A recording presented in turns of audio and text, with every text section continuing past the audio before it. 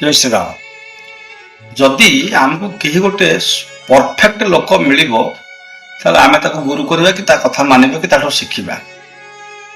ସେମିତି ହେଲେ ଆମେ ଦୁନିଆରେ କୌଣସି ଗୋଟିଏ ଲୋକ ପରଫେକ୍ଟ ପାଇବା ନାହିଁ।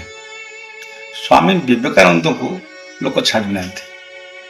କେଡ଼େ ବଡ଼ ମହାପୁରୁଷ, 40 ବର୍ଷ ବୟସରେ ସେ ମୃତ୍ୟୁବରଣ କଲେ। ଯାବତୀୟ ପ୍ରକାର ରୋଗ ତାଙ୍କ ଦେହରେ ଥିଲା, ଦେହ ତ ତ୍ୟାଗ କଲେ କଲେ, କିନ୍ତୁ ବଙ୍ଗାଳୀ ଘର ଛୁଆ ମାଛ ମାଂସ ବି ଖାଇଛନ୍ତି। ତାମାନେ କଣ ସେ ଲୋକଟା ଖରାପ? ଆରେ ବାବୁ, ଜହ୍ନରୁ କହୁଥିଲେ ଚାନ୍ଦରୁ ଚାନ୍ଦିନୀ ଲେଲୋ, ଚାନ୍ଦରୁ ଚାନ୍ଦିନୀ ନିଅ। ସେ କଳା ଦାଗକୁ କାହିଁ ତମେ ଖୋଜୁଛ? ଆତ୍ମସମୀକ୍ଷା କରିବା କଥା ଯେ ତମେ କେତେ ଠିକ ତମେ ଆଉ ଜଣଙ୍କୁ ଆଙ୍ଗୁଳି ଦେଖାଉଛ। କାହାରି ଖରାପ ଗୁଣକୁ ନ ଦେଖି ଭଲ ଗୁଣକୁ ଦେଖିଲେ ଅସୁବିଧା କଣ? ଜୟ ଶ୍ରୀରାମ।